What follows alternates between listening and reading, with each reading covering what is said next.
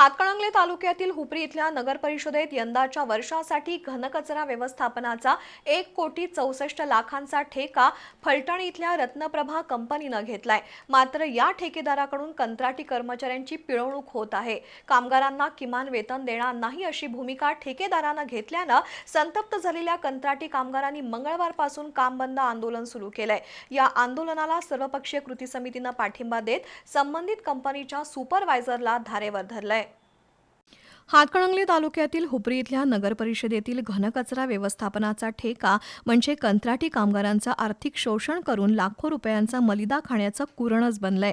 या वर्षासाठी नगर परिषदेच्या घनकचरा व्यवस्थापनाचा 1,64,00,000 रुपयांचा ठेका फलटण इथल्या रत्नप्रभा कंपनीला मिळालाय। जुलै महिन्यापासून या कामाला सुरुवात झाली आहे। याबाबत सोमवारी कंपनीचे सुपरवायझर सुजित कांबळे यांनी सर्वच कामगारांची बैठक घेतली आणि यापूर्वी देत असलेल्या वेतनात कपात करत असल्याचं सांगितलं। त्यामुळे कामगार संतप्त झाले। किमान वेतन नाही आणि आहे त्या वेतनात ठेकेदार कपात करत असल्यानं संतप्त कर्मचाऱ्यांनी मंगळवारपासून काम बंद आंदोलन सुरू केलंय। दरम्यान हुपरी शहर सर्वपक्षीय कृती समितीच्या पदाधिकाऱ्यांनी कामगारांची भेट घेऊन पाठिंबा दिला।